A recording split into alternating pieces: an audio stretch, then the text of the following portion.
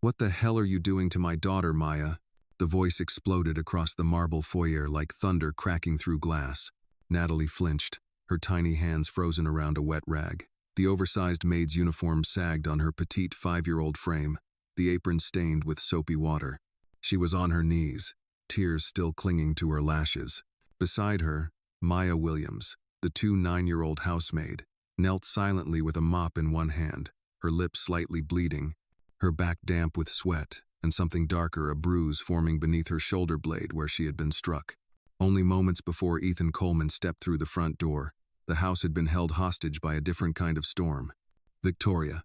It had started in the kitchen. Natalie, carrying a cup of water too heavy for her little hands, had stumbled. The glass slipped. The water spilled across the polished counter, a harmless accident. But to Victoria, it had been an offense worthy of punishment. "Useless child," she snapped, and the venom in her voice made Natalie shrink so small she seemed to fold in on herself. Maya had stepped between them, instinct overriding caution. "Ma'am, please, she's only 5. It was an accident." Victoria's eyes narrowed. "Accident? She's destructive, disrespectful. And you," her hand rose faster than Maya could step away. The slap cracked across Maya's cheek, sharp and merciless. The pain burst like lightning. Natalie screamed. "Don't hit her," the child pleaded, grabbing Victoria's sleeve. "Don't hurt Miss Maya." Victoria jerked her arm free.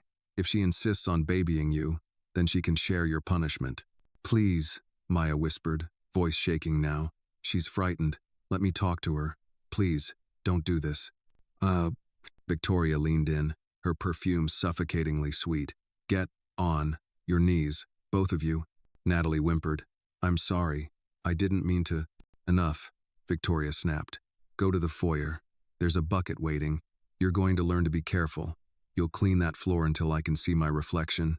And you," she pointed at Maya, "since you want to protect her so badly, you can scrub right next to her." "Ma'am, I beg you." "Shut up," Victoria hissed, "or I'll make her do it alone." "No." That was the moment Maya broke. She dropped her gaze, nodded, and whispered, "Yes, ma'am." Because she would do anything. Anything. Not to let Natalie suffer alone. Victoria shoved a maid's uniform into the little girl's hands. "Put it on her," she ordered coldly. Natalie sobbed as Maya buttoned the scratchy gray fabric around her trembling shoulders. "I'm sorry, Miss Maya," she cried. "I didn't mean for you to get hurt." Maya forced a smile that broke her heart. "Shh, sweet girl. I'm okay. I'm right here." And then they scrubbed. Side by side. Natalie's little arms shaking. Maya biting down on pain with every movement, feeling the sting of every harsh blow, meant for the child she protected. And that was the scene: Maya on her knees, Natalie in a servant's uniform, a bucket between them that Ethan Coleman walked into. He didn't see the slap. He didn't see the begging. He didn't see the cruelty that had unfolded just minutes before. He saw only the ending, his daughter crying, Maya kneeling, both of them scrubbing his floor. "What the hell are you doing to my daughter, Maya?"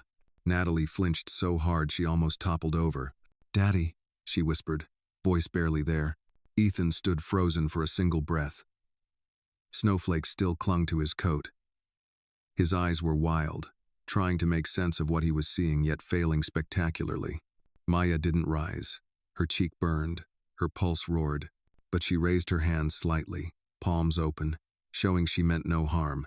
"Sir, please let me explain." "I don't want explanations," Ethan barked, stepping closer. "She's a child. My child. And you've got her on the floor like this?" "She didn't," Natalie tried to speak, but Victoria descended the staircase right on cue, acting every bit the wounded queen. "Oh, Ethan," she breathed dramatically. "I'm glad you're home. I walked in and found them like this. I don't know what Maya is teaching our little girl. It's horrifying." Maya swallowed. "Ma'am, you know that isn't." "Be quiet," Victoria snapped, clinging to Ethan's arm as if she were the victim. "I told you before, Ethan." She oversteps. She ignores my rules. Look at Natalie. She manipulated her into some kind of servant game. Ethan's jaw twitched. His shoulders rose and fell with barely controlled rage. He turned to Natalie. Sweetheart, are you hurt? Did she make you do this? Natalie shook her head frantically, little hands waving. Daddy, no, Miss Maya's good. She didn't. She didn't what? Victoria cut in sharply. Tell the truth, sweetheart. Natalie's lip quivered. She shrank back instinctively, pressing herself into Maya's side. Ethan noticed the flinch, the fear. He noticed the red blotch on Maya's cheek too, but in his anger and confusion, he drew the wrong conclusion. You laid your hands on her? He demanded. You hit her? Maya's eyes widened, horrified. Sir, no, I would never. Oh my God, Victoria gasped. Is that why she's been so jumpy? Ethan. She might have hit the child when we weren't around. Natalie shook her head violently. No, Miss Maya didn't hurt anybody. Miss Vicky. Maya gently covered the girl's mouth before she could finish. Not now, sweetheart, she whispered. Please. Ethan's fury spiked. Everyone in the living room. Now, we're getting to the bottom of this. Victoria smirked behind him, subtle, victorious, poisonous. Natalie buried her face in Maya's chest, sobbing softly, and high above them, blinking unnoticed in the corner, a tiny red camera light continued recording every second of the truth yet to come. If this moment moved you, hit like and drop a comment telling us where you're watching from. Someone near you might be watching this story too. The living room was quiet, but not with peace. It was the kind of quiet that filled the space between lightning and thunder. Natalie sat curled into the corner of the plush leather couch, the oversized maid's apron now removed and folded in her lap like a shameful secret. Her bare feet dangled slightly off the floor, and she clutched her stuffed lion Charlie with one arm. The other gripped her father's sleeve as if afraid he'd vanish again. Maya stood near the doorway, just beside the grand fireplace, posture stiff despite the pain radiating from her ribs. She avoided everyone's gaze, especially Ethan's. Her uniform was damp, stained from earlier, and her lower lip had started to swell slightly. She didn't complain. Victoria was the last to sit, choosing the high-backed armchair like a throne. She crossed her legs, adjusted the belt on her silk robe, and exhaled loudly, as if this entire affair was a nuisance that inconvenienced her spa day. Ethan remained standing. His hand rested on the back of the couch, his expression unreadable. But his eyes were moving, analyzing, thinking, breaking, and rebuilding conclusions in real time. He reached into his coat pocket and pulled out a slim black remote. I had cameras installed after the last security breach, he said flatly. You remember that, Victoria? Her lips parted. Yes, of course. For safety. But I thought they were only in the entryways. No, he said, pointing the remote at the television. Some were placed in rooms we never talked about. Like the kitchen. Like the hallway. Like the foyer. He pressed a button. The television blinked to life, a static pulse flickering before the image settled. The footage rolled, Natalie standing on a step stool, reaching for a glass, the glass tipping, water spilling. Then Victoria's figure storming in like a storm front. There was no sound, just image, but no sound was needed. The slap was clear. Maya's body moved between them. Victoria's arms swung again. Maya stumbled. Natalie shrieked. Then came the maid's uniform. Then the mopping. The room froze. Victoria stood slowly, her face pale. Ethan, you can't. This is taken out of context. You don't know what was said. There's no audio. I don't need audio to see what happened. No, but you don't understand. I understand enough. His voice was low now, which was somehow worse than shouting. I trusted you with her. With both of them. Victoria's face hardened. So that's it? One video? And now, I'm the villain? What about her? She pointed sharply at Maya. She's been manipulating the girl, making her dependent, acting like some surrogate mother. It's unhealthy. Maya inhaled sharply but said nothing. Ethan looked at Natalie. Is that true? Natalie looked up, eyes shimmering. No, she's kind. She sings to me when I miss Mommy. She tells me stories. And she never hurts me. Victoria's jaw tightened. Of course she wouldn't. She's not disciplined. That child is being coddled. That child, Ethan said slowly, is my daughter. And she's 5. She doesn't need discipline right now. She needs love. Something this house has lacked since... He stopped. Since her mother died. Maya moved slightly forward. Mr. Coleman, if I may, I never intended to step beyond my place. I only tried to protect her, and if that means losing my job, I accept it. But she doesn't deserve to feel ashamed for being a child. Ethan studied her for a long, heavy moment. No one's losing their job, he said finally. Not yet. Victoria blinked. You can't be serious. I'm being serious for the first time in a long while. She let out a bitter laugh. So this is the thanks I get. After everything I've done to hold this household together while you gallivanted across the country in meetings. You didn't hold the house together, he said. You held Natalie down. There's a difference. Victoria's mouth opened, then closed. Her nails dug into the armrest. Ethan turned to Maya again. Did you record any audio? Maya hesitated, then reached into her pocket, pulling out a small digital recorder worn, scratched, but still blinking with a red light. Natalie's eyes lit up. That's the one from Mommy's necklace box. Maya gave her a soft nod. I hid it there, she said, just in case. Victoria's face drained of color. Ethan took the recorder, pressed play. Static, then voices. You live in this house. You work like everyone else. You're 5, not royalty. Don't look at me like that. Maya, you are replaceable. You forget that. And then clear as day. This child will learn her place, even if I have to slap it into her. Victoria reached forward, as if to snatch the device, but Ethan pulled it back. Enough, he said. He stood, walking to the fireplace. He looked up at the painting above it. A portrait of his late wife, sunlight caught in the oil-painted strands of her auburn hair. Her smile captured mid-laughter. Natalie had that same smile, or used to. I let things go, he said quietly. I let work come before family. I let grief speak louder than responsibility. He turned, but not anymore. Victoria looked ready to speak, to scream, to plead, but Maya stepped forward. I don't want to replace anyone, she said, and I don't need gratitude. Just don't let her grow up thinking pain is normal. That silenced everything. Ethan walked to Natalie, knelt, and wrapped his arms around her. No one will hurt you again, he whispered into her hair. Not in this house. Not ever. Natalie nodded, burying her face into his neck. Behind them, the fire in the hearth crackled faintly, but something had already burned to ash and something else, maybe, was beginning to rise. The hallway smelled faintly of lavender and old dust. The chandelier lights shimmered across the polished floor, casting reflections that looked like ghosts in motion. Ethan carried Natalie in his arms, her cheek pressed against his shoulder. Her fingers twined tightly around his collar like she was afraid he might disappear again. Maya followed behind them silently. Her steps were careful, partly out of respect, partly because the bruising under her ribs had begun to stiffen. Every breath came with a dull ache, but she welcomed the pain. It was easier than guilt. Victoria trailed a few paces back, arms folded, heels clicking like a ticking bomb.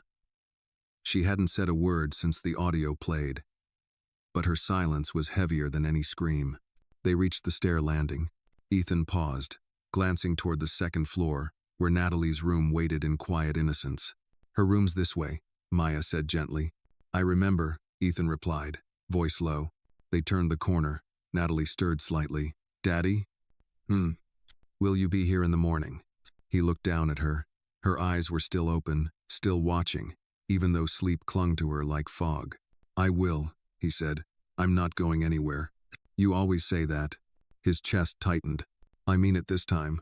Maya turned away, pretending to adjust the curtain by the hallway window.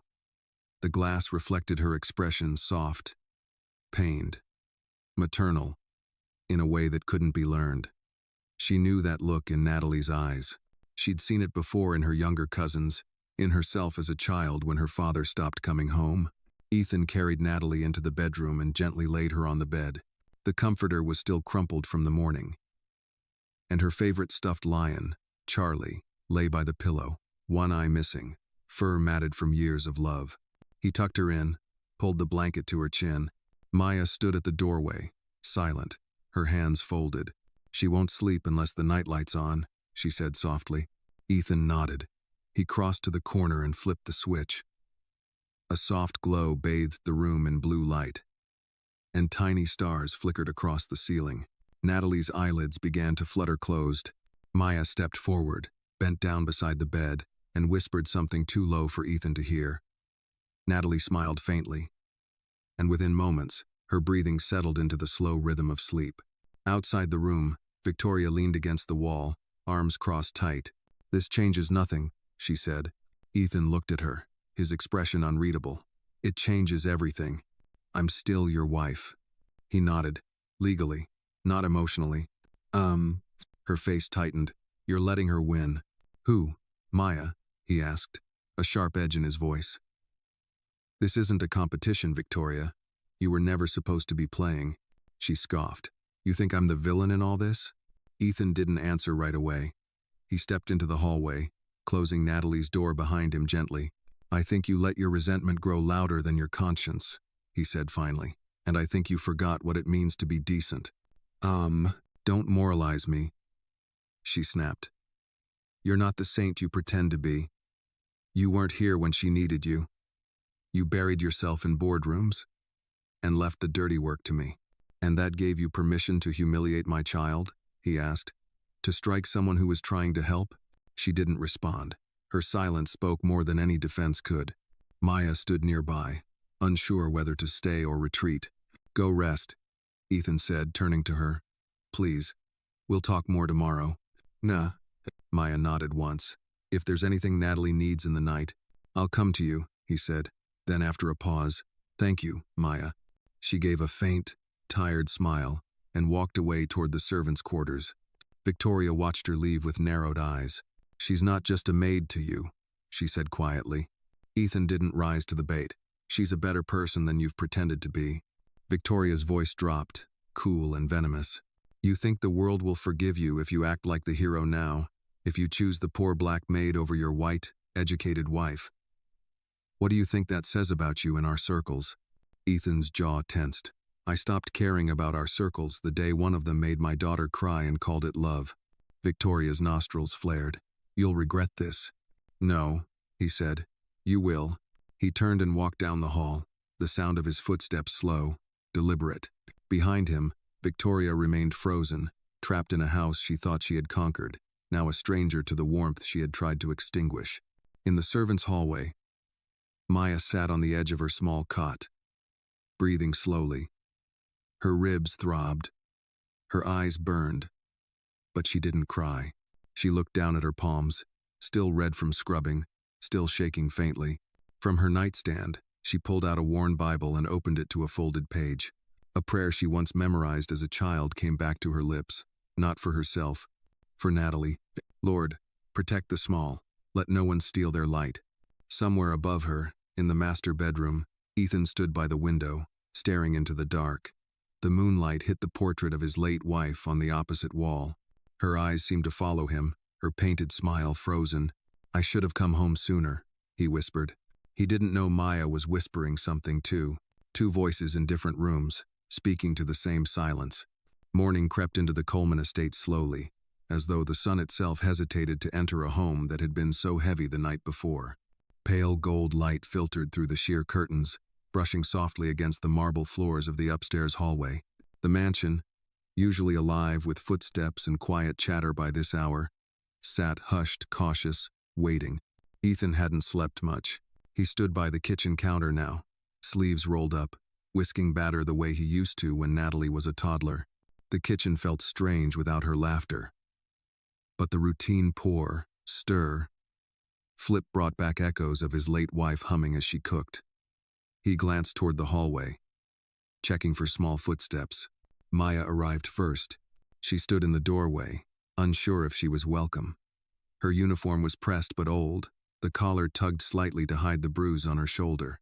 Her eyes were tired, but she tried to straighten her posture when she saw Ethan.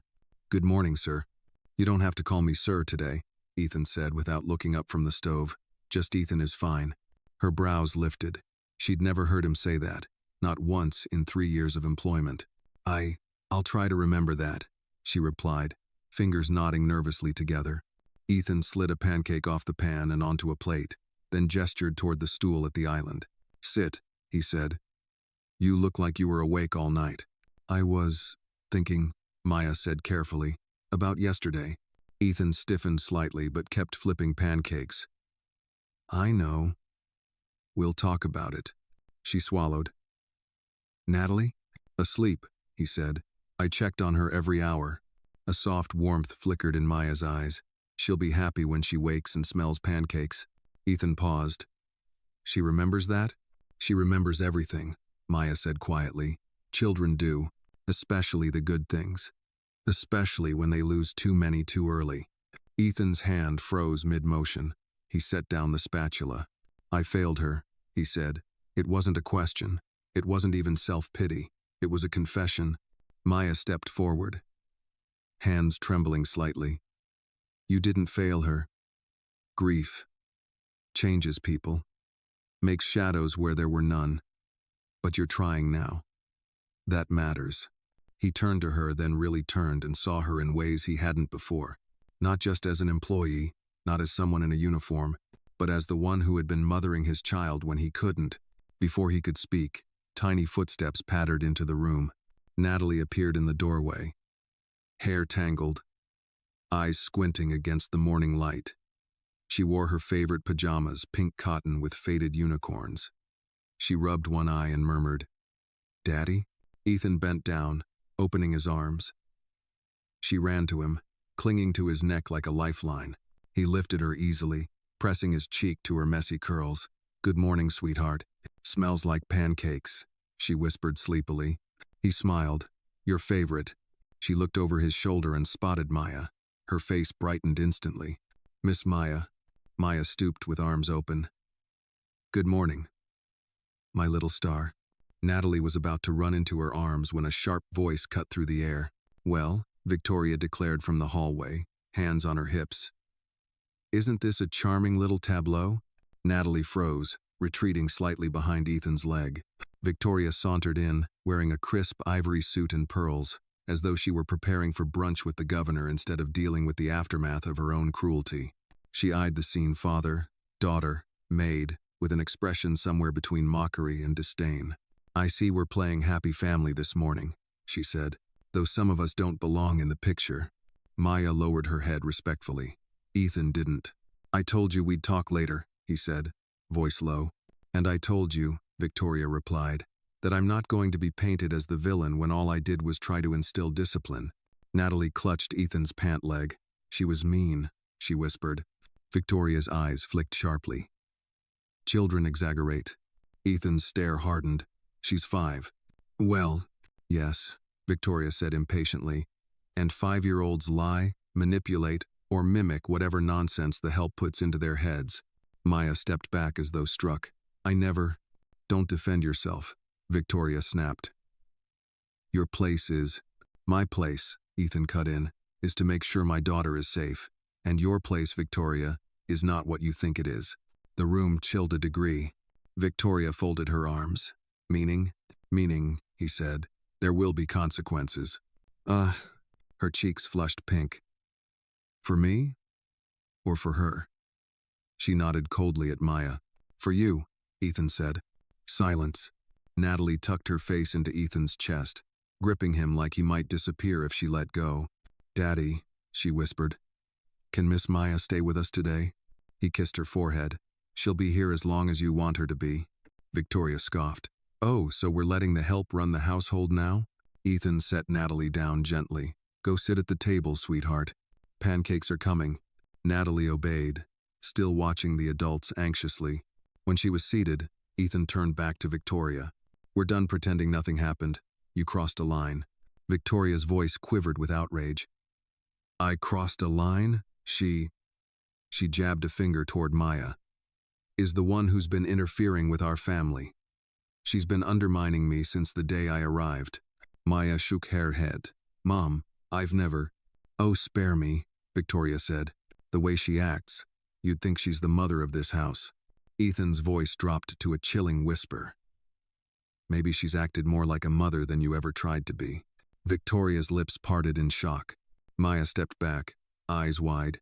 "Mr. Coleman, please." Natalie began humming softly to Charlie the lion, trying to ignore the tension. The smell of pancakes filled the room, warm like memory, heavy like truth. Victoria straightened her posture. This isn't over. No, Ethan said. It's just beginning. As she stormed out, her heels clicked like gunfire across the tiles. Natalie looked up from the table. Daddy? Is Miss Vicky mad? Ethan crouched beside her. Don't worry about that right now. Maya approached quietly, her voice soft. Eat your pancakes, sweetheart. Warm food helps strong hearts. Natalie nodded and began to eat. Ethan watched Maya, watched the tenderness she gave his daughter, watched the gentleness he had failed to give. For the first time, he wondered if the ghosts in this house weren't the ones living here but the ones he had allowed to stay silent. The sound of the front door slamming echoed through the house like a warning shot. Victoria had left in a cloud of expensive perfume and fury, slamming her car door so hard it set off the neighbor's porch alarm. The tires screeched down the long cobblestone driveway, but neither Ethan nor Maya watched her go. They stood in the kitchen, listening to the silence she left behind. Natalie munched quietly on her pancakes, unaware or pretending not to be aware of the drama outside the kitchen walls. She hummed to herself, swinging her legs under the breakfast table, the soft pink of her unicorn pajamas still slightly wrinkled from sleep. Charlie the lion sat beside her, now with a syrup stain on his paw. Ethan leaned against the counter, coffee untouched in his hand. His eyes were red-rimmed, not from lack of sleep but from the accumulation of something deeper, shame, anger, maybe even regret. Maya moved beside the sink, rinsing dishes quietly, her motions precise, controlled. The clink of porcelain was the only sound between them. You don't have to do that, Ethan said. It's my job, Maya replied, not looking at him. He set his coffee down. No, your job is to care for Natalie, and you've done it better than I ever could have asked. You don't need to wash dishes this morning. Finally she turned. I need to do something with my hands, she said. Standing still makes me remember too much. Ethan studied her face stoic, but bruised beneath the cheekbone, and just under her left eye, a small swell was starting to show. He winced. Did she hit you more than once? Maya hesitated, then nodded. I'm sorry, he said. You weren't the one who hit me. I wasn't the one who stopped it either, Ethan replied, more to himself than to her. Natalie suddenly spoke, her voice small but certain. Miss Maya said when you're hurt, you can sing. Both adults turned to her. She licked syrup from her fingers and added, singing helps you feel safe again, like a lullaby. Maya's lips curved slightly, and she knelt by Natalie's chair. It does. That's what my mom used to do when I got scared during thunderstorms. She'd hum You Are My Sunshine until I forgot what thunder sounded like. Can you sing it now? Natalie asked, her eyes already sleepy from warmth and food. Maya glanced at Ethan, who gave her a soft nod. She began humming low, the tune gentle and familiar, wrapping around the room like a thread pulling torn edges together. Natalie's eyelids fluttered, and her head drooped softly onto Charlie's stuffed body. She'll sleep again, Maya whispered. Food and calm do that to kids. Ethan watched his daughter with a strange tightness in his chest. You know her, he said. Better than I do. You love her, Maya said. That's the part that matters. He sat down slowly across from her. It's not enough to love. Not if they don't feel safe. Not if they cry themselves to sleep. Maya didn't answer right away. She just folded a napkin into a neat triangle, pressing each corner with care. She used to sit in the hallway outside your office, Maya said quietly, sometimes for over an hour. She wouldn't knock, but she'd wait, just in case you opened the door. I'd find her asleep on the carpet, with Charlie under her arm. Ethan closed his eyes. That was worse than any accusation. I thought I was doing what I had to, he said. Business, growth, stability. I thought if I built something big enough, successful enough, she'd never have to suffer. Money doesn't make children feel safe, Maya replied gently. Presence does. Smiles, laughter, pancakes on a Sunday. Ethan chuckled softly, bitterly. I'm learning that now. You still have time, Maya said. Not everyone gets that. They sat in silence for a while, watching the sunlight spread across the floor. Then Maya asked the question that had been growing in her throat since dawn. What happens now? Ethan's jaw tightened. What do you mean? With Victoria, she said. With me. He exhaled. Victoria's not coming back anytime soon. That part's clear. Now. And me? You're staying, he said without hesitation. If you want to. She blinked. Even after all this? You protected my daughter, he said. Took a slap for her. Sang to her. Loved her. Why would I punish that?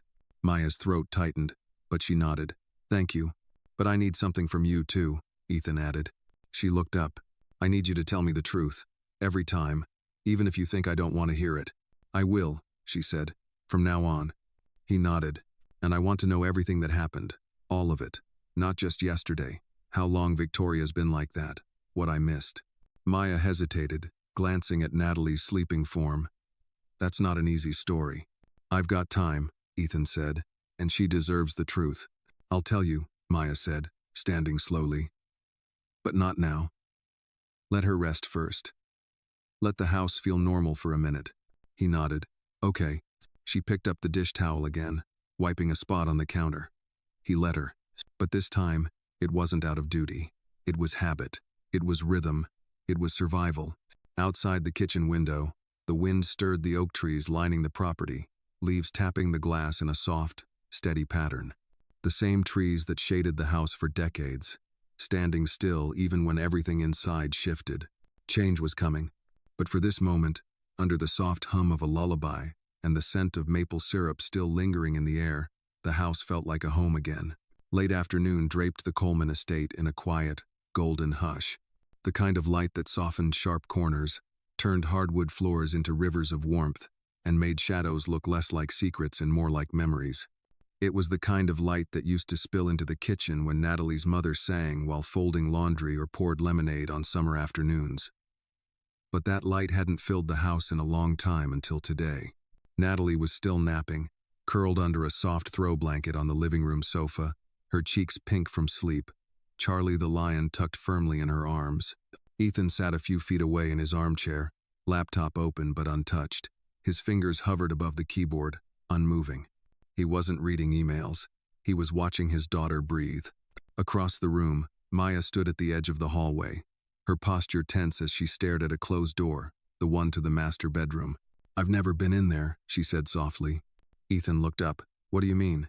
She didn't turn to him. Mrs. Coleman, Natalie's mom, she passed before I was hired. That door's always been closed. Victoria said it was off limits. Maya hesitated. Natalie once told me she remembers how the sun used to hit the bed just right. She said it looked like heaven. Ethan closed the laptop. I haven't gone in there since the funeral, he admitted. It was easier to pretend the room didn't exist. 0. Rooms don't disappear just because we stop walking into them, Maya said, glancing back. Memories stay behind, so do feelings. Ethan studied her for a long moment. Do you want to go in? I'm not sure it's my place, she said carefully. He stood, crossed the room, and gently opened the door. The hinges creaked quietly, like a sigh after holding breath for too long. The bedroom smelled faintly of lavender, barely there, like the ghost of a perfume. The curtains were drawn halfway, and dust floated through the slanted light in lazy spirals. The bed was neatly made, untouched. On the dresser sat a jewelry box, a hairbrush with auburn strands still caught in the bristles, and a framed photo of Ethan, his late wife, and a baby Natalie swaddled in pink. Maya stepped in behind him, her hands clasped respectfully in front of her. Her eyes scanned the room as though reading pages from a book she hadn't been allowed to open. She was beautiful, Maya said quietly, looking at the photo. She was, Ethan murmured. And kind. She laughed with her whole body. This house, it used to feel alive when she was in it. Maya nodded. Natalie still talks to her. Every night, before bed. Says goodnight, Mommy. Like she's listening. Ethan swallowed. Maybe she is. They stood in silence for a moment before Maya moved toward the nightstand. Sitting there was a small pink music box faded around the edges. She glanced at Ethan, who nodded. She opened it. A delicate tune spilled into the room, soft, sweet, and haunting. You are my sunshine. Maya blinked rapidly. That's the lullaby I sing to Natalie, she whispered. I didn't know. She used to sing it every night, Ethan said. Natalie would curl up beside her and fall asleep before the second verse. Maya closed the box, hands trembling slightly. "This room, it's like a time capsule," she said. Frozen in grief. Ethan stepped closer to the dresser. He picked up a small necklace, silver, with a heart-shaped locket. He opened it. Inside, a picture of Natalie and her mother, cheek to cheek, laughing. "I thought locking this room would help me move on," he said. "But all it did was keep the pain fresh. I just couldn't face the fact that she was gone. And I was still here, with a little girl who needed me." "You still have her," Maya said gently. "She hasn't given up on you." Ethan looked at her. "I'm afraid she might. Kids don't stay small forever." "No," Maya said, "but if you give them love now, they'll remember it forever, even when they grow." He looked down at the locket again, then offered it to her. "Would you keep this safe? For Natalie?" Maya's eyes widened. Yes, of course. I want her to have it when she's older," he said. "When she's strong enough to carry memories without pain." Maya nodded, closing her fingers around the locket carefully. They turned to leave, but as Ethan reached for the door, he paused. "There's something else," he said. Maya turned. "Sir?" "Victoria," he said. "She's not going to let go easily. She'll fight." Maya nodded once. "I know. She'll twist things. Maybe even lie. I know that too." He looked her dead in the eye. "And people will judge. For how close you are to my daughter. For how close you've gotten to this house. You'll be called names." "They already have," Maya said softly. He hesitated. "Why stay?" "Because she needs me," Maya replied. "And because I can't walk away from a child who still flinches when someone raises their voice." Ethan's jaw tightened. "Neither can I." They stepped out of the room together, the door closing quietly behind them. In the hallway, Natalie stirred from the couch, blinking awake. "Daddy?" she called. He walked over and scooped her up into his arms, kissing her cheek. "I'm here," he said. Maya stood nearby, the locket still in her hand. And in that quiet hallway where pain used to echo, the light poured back in slowly, but undeniably. The late afternoon sun spilled over the garden like a golden waterfall, lighting the trimmed hedges and casting long shadows across the stone path where Natalie walked hand in hand with Maya. The scent of jasmine drifted lazily in the breeze, mixing with the earthy smell of turned soil and warm bricks. Birds chirped softly overhead, their songs punctuating the stillness. Natalie's little fingers were sticky with grape jelly from her snack, but she refused to let go of Maya's hand. She dragged Charlie the lion in her other arm, his tail brushing the ground. "This was Mommy's garden," Natalie said, pointing toward a small cluster of rose bushes. "I remember hearing that," Maya said. "She loved roses. She used to say they were brave flowers," Natalie replied solemnly. "Because they had thorns, but they still bloomed." Maya smiled at that. "Sounds like something your mommy would say." Ethan watched them from the terrace, leaning against one of the wide pillars. He had come out to take a call, but the moment he saw them, he never dialed. He just watched. There was something in the way Natalie looked up at Maya. It wasn't just affection. It was trust, pure, full, and fierce. And it pierced him. He had known Maya was good with children, her references said as much. But no file, no resume, no background check could have shown what he saw now. The way Maya's shoulders lowered ever so slightly when Natalie laughed. How her voice softened as she knelt to adjust the child's shoelace. There was no performance in it. No role-playing. It was instinct. It was care. Ethan's phone buzzed again. He looked at the screen. Victoria Coleman Tree, missed calls. He ignored it. Instead, he walked down the steps toward the garden path. When Natalie saw him, her face lit up. "Daddy, look. Miss Maya's teaching me how to check if the soil is too dry." Maya straightened. "She's a natural gardener. Mommy used to garden," Natalie said. "She talked to the flowers." "Then you should do that too," Ethan replied. "They probably miss her voice." Natalie dropped to her knees beside the rose bush and whispered something too quiet to hear. Ethan turned to Maya. "Can we talk?" She gave a small nod. "Of course." They moved a few steps away, just out of Natalie's earshot. The little girl had started humming to herself, tracing her fingers around a smooth stone at the garden's edge. I got a message from my attorney this morning, Ethan said. Victoria's filed a formal complaint. She's accusing you of overstepping your role, he hesitated, jaw clenching, manipulating my daughter emotionally. She says you're inappropriate. Enter. Maya blinked slowly, but her face remained calm. That was fast. She's moving quickly because she knows she's losing control. She's trying to paint me as a threat. She's trying to erase what she did by casting you as something you're not. Maya looked toward the roses. Do you believe her?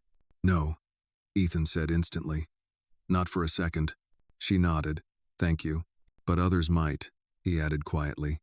I want you to be prepared. The narrative she's building, it plays into every fear and every bias people already carry. Black maid. White boss. Vulnerable child. Maya said bitterly. It's not a new story, even if it's not true. She's going to try to make sure no one hears your side, Ethan said. That's how people like her work. They plant poison with a smile. I know. He studied her. Do you want to leave? Do you want me to? She asked, meeting his eyes. No, he said. I want you to stay, but not as the help. Maya blinked. What do you mean? I want to make your position permanent, not just as a nanny or a housekeeper. I want you in charge of Natalie's well-being, her education, her routine, her emotional care. Officially. Maya's breath caught. That's a real position? I can create it, Ethan said.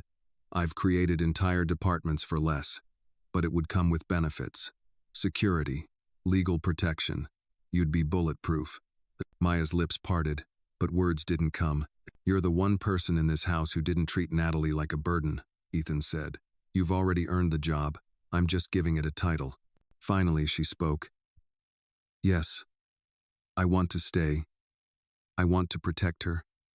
But, you should know something, Maya said.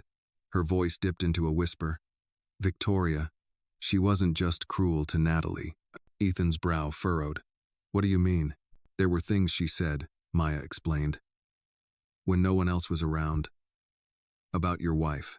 About your daughter's place in this house. About people like me. Ethan's face hardened. You don't have to explain. I already know what she's capable of.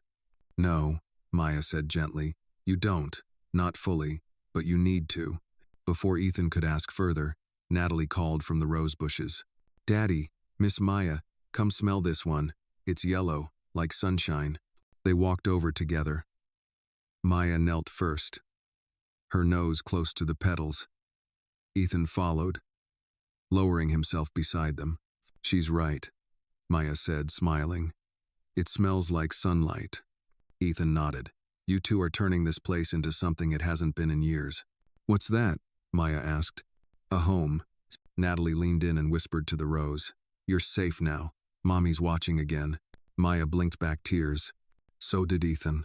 The garden breeze stirred gently, lifting the hem of Natalie's dress. The sun filtered through the roses like an old lullaby, and somewhere in the hush of the flowers, something broken started to mend. Evening settled over the Coleman estate with the hush of something sacred. The garden lay still under a soft lavender sky. The breeze quieter now, as if nature itself was holding its breath. Inside, the house was dimly lit with golden sconces and the soft glow of table lamps. It was peaceful, but it wasn't quiet for long. Maya stood in the laundry room, folding the last of Natalie's freshly washed clothes, when her phone vibrated sharply in her apron pocket. It was an unknown number. She hesitated, then answered. Hello? Silence, then a voice. You don't belong there. The words were venomous, precise. A woman's voice icy and unmistakable. Maya froze. Victoria, I know what you're doing, Victoria continued, twisting Ethan, turning that child against me. I'm protecting her, Maya replied, her voice controlled. Something you never did. You think Ethan will keep you around? That he won't wake up one morning and see how far you've overstepped? I'm not afraid of the truth, Maya said. You should be, Victoria hissed, because I don't lose. Click. The call ended. Maya stood still, her heart thudding not from fear but from fury. The heat of Victoria's venom clung to the air like smoke after a fire. She took a deep breath, finished folding the last shirt, and tucked her phone away. She wouldn't run. Not now. Meanwhile, upstairs, Ethan sat in his private study, watching old home videos on his computer, footage of Natalie's first steps, his late wife twirling her in the garden. Laughter that had once filled these halls like sunlight now flickered in digital grain. He pressed pause. There was a knock at the door. "Come in," he said. Maya entered, hesitating only slightly before closing the door behind her. "I need to talk to you," she said. He motioned to the seat across from him. "Is this about the call?" Maya blinked. "You heard?" "I traced it," he said. "I have all calls to staff phones monitored since the last stalker incident. I knew she'd try something. She's not going to stop," Maya said. "She's angry and scared." "She should be," Ethan replied. "Because I won't let her back into Natalie's life." Maya hesitated, then opened the folder she carried with her. Inside were 3 sheets of paper. She placed them on the desk between them. "What's this?" Ethan asked. "Incident logs," she said quietly. "I kept a journal of every time Victoria yelled at Natalie, of every bruise, every suspicious mark, every time Natalie came to me crying. I never planned to show anyone.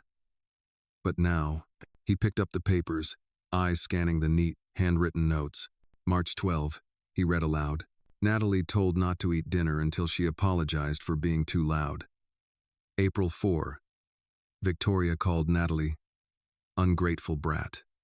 April 18, small bruise on Natalie's wrist after being yanked away from spilled juice." He looked up, his face pale. "Why didn't you give this to me sooner?" "Because she said no one would believe me," Maya said. "And I wasn't sure you would." Ethan stared at her for a long time, the papers trembling slightly in his hands. "You were right to be unsure," he said finally. "I've been blind, willfully." Maya shook her head. "You've been grieving." "No," Ethan said. "I've been absent, and Natalie paid the price." He set the papers down, then stood and crossed to the window. Outside, the trees swayed gently in the dusk. "I'm filing for a restraining order tomorrow," he said. "Victoria will not be allowed near Natalie or this property." Maya exhaled, but her shoulders remained tense. "There's more," she said. "I think Victoria's planning to go public. Media, maybe. Social media. Tabloids. She'll spin it, make me look like some homewrecker or manipulator." "She won't get far," Ethan said. "She only has to get loud," Maya replied. "And people listen to noise more than truth." Ethan turned around. "Then we make the truth louder." Maya raised an eyebrow. "How?" "By staying visible," he said. "By showing Natalie is happy, that you're not a shadow in this house, but part of its light. And if it comes to it, we speak publicly. Together." Maya's eyes widened. "Together? I won't let you stand alone," he said. "You already did that long enough." She looked away, her voice soft. "I didn't mind being invisible, if it meant Natalie was okay." "You shouldn't have to make yourself small to keep others safe," Ethan said. "Not in this house, not ever again." They stood in silence for a beat. Then Ethan said, "Let me show you something." He walked to the far cabinet and unlocked the drawer. Inside was a brown envelope. He handed it to her. She opened it slowly and her breath caught. Inside were drawings. Natalie's drawings. Dozens of them. Crayons, markers, pencil. Every one of them showed Maya. Maya holding her hand. Maya reading her stories. Maya next to Ethan, standing between them like a quiet bridge. "She's been drawing you for months," Ethan said. "Even before all this. You're in more pictures than me." "No." Maya wiped a tear from her cheek, but she was smiling. "I never knew," she whispered. "She sees you," Ethan said, "and that matters more than anything Victoria can say." Down the hall, Natalie's laughter rang out. Light, free, and for the first time in a long while, the paper-thin walls that had separated truth from denial began to peel away. The morning after the call felt different, not heavier, but sharper, like the stillness before a storm. Ethan stepped into the foyer already dressed in a charcoal gray suit, tie knotted tight, shoes shined like glass. He looked every bit the billionaire CEO, composed, calculated, commanding. But behind his calm eyes was a simmering fire. Maya met him by the front door, holding a slim travel mug filled with the coffee she always made just the way he liked it, black, hot, strong. He took it with a quiet nod. "Thanks," he said. "I might need 3 of these today." "Die. What's on the schedule?" Maya asked, eyeing the briefcase he carried. "Legal," he said. "Meeting with the lawyers to finalize the restraining order and prepare a press statement." "Already? I don't want Victoria to get ahead of this," Ethan said. "She'll try to twist everything the moment she smells an audience." Maya folded her arms gently. "She already has." He looked at her. "She's called one of the tabloids," Maya continued. "I found out through a friend who freelances for them. They've already assigned a reporter. They're planning a feature story, anonymous sources, speculation, photos of me from my old social media. They'll make me look like a gold digger." Ethan's jaw tightened. "No, they won't. She has money, Ethan," Maya said, "and media connections. They'll say what she pays them to say. Then I'll pay louder." Ethan replied, "With truth. With real people. With Natalie. If I have to. She shouldn't be dragged into this." "I agree. But the moment Victoria made this public, she made it about my daughter, and I'll protect her with everything I have." Maya nodded slowly. "So what happens now?" Ethan looked her squarely in the eye. "Now, we fight smart." That afternoon, Maya sat on the back patio, laptop open, her hands trembling as she typed. The soft sound of Natalie coloring beside her helped soothe the nerves. But not by much. Ethan had asked her for a written statement, something honest, personal, unfiltered. A story from her perspective. He wanted the world to hear her truth before it was twisted into a headline. She typed slowly, deliberately. "My name is Maya Williams. I'm 29. I've worked in private homes for nearly a decade. I've been called many things: maid, nanny, babysitter, but what I've really been all along is a protector, especially for Natalie Coleman. She is 5 years old. She loves roses, grape jelly, and her stuffed lion, Charlie. She lost her mother too young. I didn't replace that mother, but I became someone she could count on, someone who stayed, someone who listened. I did not seduce Ethan Coleman. I did not manipulate him. I did not come here for anything but a paycheck and a purpose. What happened instead was, I became family." She paused, fingers hovering over the keyboard. Natalie looked up. "What are you writing, Miss Maya?" Maya smiled softly. "A story. Like the bedtime kind?" "A little different," Maya said, "but still true." Natalie reached out and placed Charlie gently in Maya's lap. "He helps me when I feel scared." Maya's throat tightened. She nodded. "He's a good lion." Just then, Ethan stepped onto the patio, phone in hand. His face was unreadable. "Victoria filed a lawsuit," he said flatly. Maya stiffened. "For what?" "Defamation. She's accusing us of slandering her character in retaliation." "That's absurd." "She's banking on us staying quiet," Ethan said. "But she's miscalculated. I spoke to my PR team. They're setting up an exclusive with a major outlet. We go on the record. Not to attack her, but to set things straight." Maya stood slowly.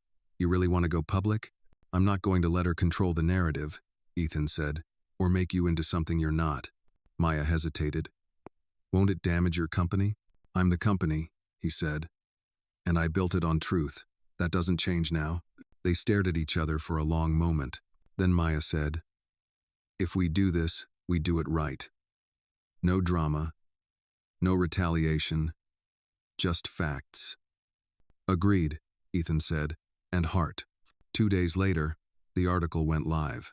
The headline was simple: "The nanny who became family, inside the Coleman estate, after tragedy and trust." It included excerpts from Maya's statement, photos of her with Natalie in the garden, and Ethan's own words, defending her character and calling out systemic prejudice in the way media portrays women of color in positions of domestic care. It was quiet for 3 hours. Then the internet exploded. Some praised Ethan, others condemned him. Accusations flew: rich man protects mistress, maid manipulates grieving child. But even louder were the comments from parents, former nannies, teachers, and everyday readers who saw the real story. A child in need, a woman who showed up, a man who finally opened his eyes. Maya sat alone that night on the porch, wrapped in a blanket, staring up at the stars. Her phone buzzed endlessly, but she didn't check it. She just needed the air, the quiet, a moment to feel everything: relief, fear, exposure, strength. Ethan joined her after a while, holding 2 mugs of hot chamomile tea. "No more coffee," he said. "Your nerves will hate you." She chuckled softly. "Thanks." They sat together in silence, the night calm around them. "She'll fight harder now," Maya said. "She'll come back." "I know," Ethan replied. "But this time, we're not hiding." She nodded. "This time, she doesn't get to define who I am." "No," he said. "You already did that." "Nah." In the distance, Natalie's laughter echoed faintly through the open window. Hope sounded a lot like a child's giggle on a warm night. 3 weeks passed. The air inside the Coleman estate was lighter. The silences between rooms no longer felt haunted, and laughter from Natalie's bedroom became a daily soundtrack. Maya moved through the house not as a shadow, but as a presence seen, heard, appreciated. But peace, Ethan knew, was only ever borrowed. It was nearly 7 a.m. when his assistant, Marla, called. "You need to see this," she said, no preamble. They dropped the story at sunrise. Ethan was already at his desk, coffee in hand, pulling up the website Marla sent. The headline splashed across the screen in bold. "Inside the Coleman scandal, the billionaire, the black nanny, and the silent child." Below it was a blurry photo of Maya from 2 years ago, arms crossed, standing outside a daycare center, with a child who wasn't Natalie. The caption twisted the moment into something it wasn't. Inside the article were anonymous statements. Quotes claiming Maya had a pattern of getting too close to the families she worked for. That she crossed boundaries. That she was ambitious in quiet ways. It was well written, intentionally damaging, and worst of all, it looked believable to anyone who didn't know her. Ethan's hand clenched around the mug until the ceramic cracked. In the kitchen, Maya stirred oatmeal on the stove. Natalie sat at the island, humming quietly as she colored a picture of Charlie flying through the clouds in a superhero cape. Maya felt the tension before she heard the footsteps. Ethan entered, phone in one hand, a printed page in the other. "You saw it," she said without turning. "I'm so sorry," he said. She exhaled. "You don't need to apologize for what someone else wrote. They went after your past," Ethan said. "They're trying to smear you with nothing." Maya finally turned, her eyes calm but weary. "They're not trying to tell the truth. They're trying to plant seeds of doubt. I'll sue them. They'll hide behind their sources. It'll be your word against the wind." He stepped forward. "Then I'll make more noise. Publicly."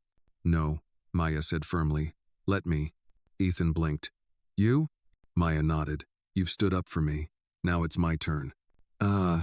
She reached into the drawer beneath the counter,